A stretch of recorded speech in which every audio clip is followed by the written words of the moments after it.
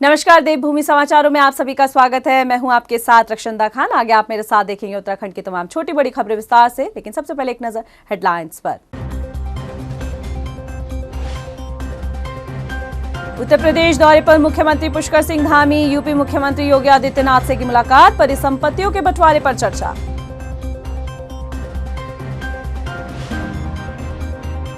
उत्तराखंड में विधानसभा क्षेत्रों के विकास कार्यों को लेकर सीएम ने दी मंजूरी। करोड़ों रुपए की मंजूरी के बाद राज्य योजना समेत सड़कों का होगा निर्माण कार्य।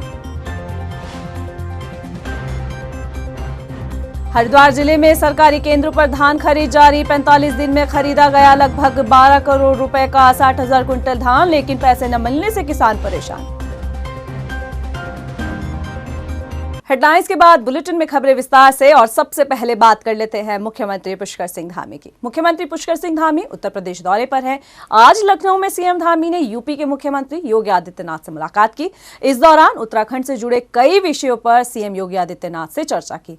वहीं सीएम धामी ने सीएम योगी आदित्यनाथ से बातचीत में परिसंपत्तियों के मसलों को लेकर समाधान को लेकर भी बैठक चल रही है।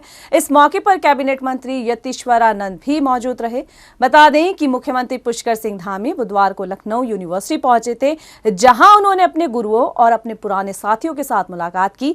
वहीं सीएम धामी ने उत्तर प्रदेश की राज्यपाल आनंदीबेन पटेल से शिष्टाचार भेंट की और उन्होंने राज्यपाल को उपहार के रूप में भगवान केदारनाथ का स्मृति चिन्ह और रुद्राक्ष का पौधा भेंट किया। सीएम धामी ने यूपी विधानसभा अध्यक्ष हृदय नारायण दीक्षित से भी मुलाकात की। मुख्यमंत्री पुष्कर सिंह धामी ने विधानसभा क्षेत्रों के विकास कार्यों के लिए धनराशि की मंजूरी दे दी है, जिसके तहत बागेश्वर जिले के 3 निर्माण कार्यों के लिए 334.25 लाख रुपए और विधानसभा क्षेत्र कपकोट के मोटर मार्ग निर्माण कार्य के लिए 113.77 लाख रुपए की धनराशि की स्वीकृति दी है। इसके साथ ही कई जिलों के विकास कार्यों के लिए सीएम धामी ने करोड़ों रुपए की स्वीकृति दी है। हरिद्वार जिले में धान की सरकारी खरीद जारी है, लेकिन किसानों को इसका भुगतान नहीं मिल रहा है और मिलने में भी देरी हो रही है। किसान इससे परेशान है। यूसीएफ और एनसीसीएफ के लक्सर सहित 18 सरकारी केंद्रों पर 45 दिन में लगभग 12 करोड़ रुपए का करीब 60,000 कुंटल धान खरीदा गया है, जबकि किसानों को अभी 5 करोड़ रुपए का ही भुगतान हुआ है। इस साल सरकार ने धान की कटाई शुरू होने से पहले ही 1 अक्टूबर से धान की सरकारी खरीद शुरू कर दी थी और हरिद्वार जिले में 11 केंद्रों पर यूसीएफ यानी कि उत्तराखंड सरकारी संघ धान खरीद रही है, लेकिन किसानों को पैसा न मिलने से किसान परेशान है। उत्तराखंड डिप्लोमा इंजीनियर संघ ने अपनी मांगों के समर्थन में चरणबद्ध आंदोलन ऐलान किया है। इसके साथ ही 18 नवंबर से 24 नवंबर तक कर्मचारी काला फीता बांधकर काम करते हुए विरोध दर्ज कराएंगे। आपको बता दें कि लोक निर्माण विभाग की बैठक में कहा गया है कि डिप्लोमा इंजीनियर्स की लंबित मांगों पर लंबे समय से प्रमुख सचिव लोक निर्माण विभाग और प्रमुख अभियंता और विभाग अध्यक्ष की ओर से कोई कार्यवाही नहीं की जा रही है।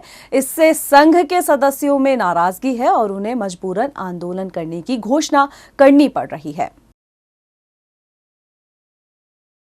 गदरपुर में पुलिस ने जमीन विवाद में पड़ोसी पर अवैध तमंचे से फायरिंग करने के आरोप में 7 लोगों पर मुकदमा दर्ज किया है और इस हादसे में 2 लोग घायल भी हो गए हैं। थाना प्रभारी निरीक्षक जितेंद्र शाह ने बताया है कि 7 लोगों के खिलाफ मुकदमा दर्ज कर आगे की जांच की जा रही है। देर रात्रि मजरा झुन्नी में खेत में मिट्टी डालने को लेकर 2 पक्षों में विवाद हो गया था। इसमें एक पक्ष ने दूसरे पक्ष के ऊपर फायरिंग का भी आरोप लगाया है और इसमें आज सुबह हमने वादी अजय कुमार की तहरीर पर 7 लोगों के विरुद्ध सुसंगत धाराओं में अभियोग पंजीकृत कर लिया गया है।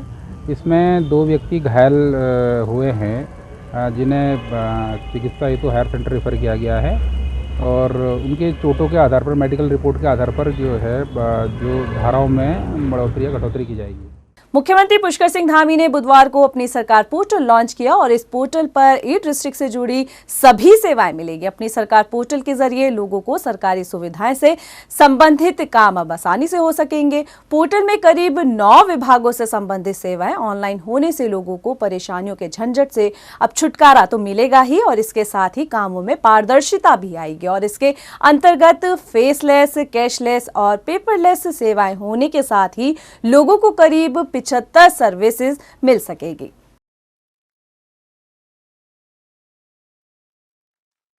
आज शुभारंभ अवसर पर मैं आप सभी को बहुत बधाई देना चाहता हूं। बहुत शुभकामनाएं। सूचना और प्रौद्योगिकी के माध्यम से सभी विभागों को नागरिक सेवाओं को एकीकृत करते हुए सबकी सुविधा के लिए कि इसमें 9 विभागों की 75 सेवाएं, जिसमें यथा चरित्र प्रमाण पत्र, जाति प्रमाण पत्र, आय प्रमाण पत्र, जन्म एवं मृत्यु प्रमाण पत्र, रोजगार पंजीकरण व्यवस्था, वृद्धावस्था पेंशन, विधवा पेंशन, विकलांग पेंशन आदि को फेसलेस, पेपरलेस एवं कैशलेस तरीके से आम नागरिकों को ये उपलब्ध कराया जाएगा। यह सभी सेवाएं नागरिकों को ई डिस्ट्रिक्ट केंद्रों एवं CSC केंद्रों एवं पोर्टल पर 16 एवं इनके माध्यम से भी उपलब्ध कराया जाएगा। राजनीति शय और मात का खेल है और इस खेल में जो खिलाड़ी जितना माहिर होता है, रिजल्ट उतना ही बेहतर आता है। उत्तराखंड में विधानसभा चुनाव की बिछ चुकी बिसात में अब पार्टियों के बीच में शय और मात का खेल शुरू हो गया है। बीजेपी, कांग्रेस दोनों प्रतिद्वंदी दल एक दूसरे पर आमने सामने खड़े हैं और ऐसे में चुनाव का ये खेल काफी दिलचस्प हो रहा है और इसी से जुड़ी ये रिपोर्ट। चुनावी माहौल के बीच बीजेपी और कांग्रेस दोनों ही सियासी दल पूरी ताकत के साथ मैदान में उतर चुके हैं। दोनों ही दल के सियासी दिग्गजों के बीच एक दूसरे को शह मात देने का खेल शुरू हो गया है। वो दीगर है कि चुनाव के दौरान दल बदल की राजनीति से कहीं न कहीं दोनों ही पार्टियों के पुराने कार्यकर्ताओं में नाराजगी देखने को मिली है। हाल ही में घर वापसी कर चुके यशपाल आर्य और उनके बेटे की वापसी के बाद से महिला कांग्रेस की प्रदेश अध्यक्ष और पूर्व विधायक सरिता आर्य नाराजगी वालों की लिस्ट में शामिल हैं। जिनका जो आ रहे हैं कांग्रेस में उनका स्वागत है, लेकिन हम लोग 4-5 साल तक अपने क्षेत्र में हम लोग लगे रहे कि हमने कांग्रेस को खड़ा किया, डंडे झंडे हम लोगों ने उठाए हैं।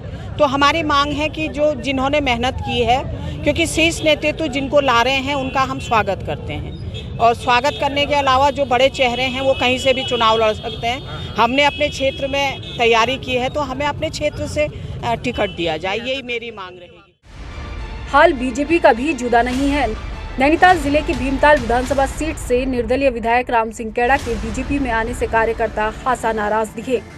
पूर्व विधायक गोविंद सिंह बिष्ट का साफ तौर पर ये कहना है कि पहले से तैयारी कर रहे सीनियर पार्टी कार्यकर्ताओं को भी टिकट मिलना चाहिए। जी हाँ, भारतीय जनता पार्टी के भीमताल विधानसभा में कुछ लोगों ने भारतीय जनता पार्टी ज्वाइन की, तो कार्यकर्ताओं को एक अंदेशा था कि जिन लोगों ने पार्टी ज्वाइन की कहीं उनको टिकट देकर चुनाव न लड़ा जाए। तो कार्यकर्ताओं में आक्रोश था। कार्यकर्ता कहते थे कि हमारे बीच जब सक्षम लोग हैं तो किसी को भी पार्टी में लिया जाए, पार्टी का कुनवा बढ़ाया जाए, लेकिन चुनाव भारतीय जनता पार्टी कार्यकर्ता को लड़ाएंगे। ये मंशा हमने अपने नेतृत्व को भी बता दिया और नेतृत्व ने कहा भी अभी किसी को भी किसी भी शर्त पे नहीं लिया है, किसी को चुनाव लड़ाने के लिए नहीं लिया है। पार्टी बाद में सर्वे करती है, सर्वे करने के बाद जो आगे आएगा उसको चुनाव लड़ाएंगे। और मुझको लगता है कि जैसे भारतीय जनता पार्टी की रीति नीति है, किसी बाहर वाले के बजाय भारतीय जनता पार्टी के कार्यकर्ता को चुनाव लड़ाएंगे। उत्तराखंड में दल बदल की राजनीति के बाद कई सीटों पर चुनावी समीकरण एकदम बदल गए हैं। हालांकि कौन सा प्रत्याशी कहां से चुनाव लड़ेगा अभी इसका फैसला होना बाकी है, लेकिन दल बदल की राजनीति के बीच उन लोगों को अपने टिकट कटने का डर जरूर सताने लगा है जो पिछले 5 सालों से चुनावी तैयारियों में लगे हैं। टाइम टीवी के लिए हल्द्वानी से योगेश शर्मा की रिपोर्ट। अभी के लिए फिलहाल इतना ही, मुझे दीजिए इजाजत, लेकिन चलते चलते एक नजर हेडलाइंस पर। नमस्कार। उत्तर प्रदेश दौरे पर मुख्यमंत्री पुष्कर सिंह धामी, यूपी मुख्यमंत्री योगी आदित्यनाथ से की मुलाकात, परिसंपत्तियों के बंटवारे पर चर्चा।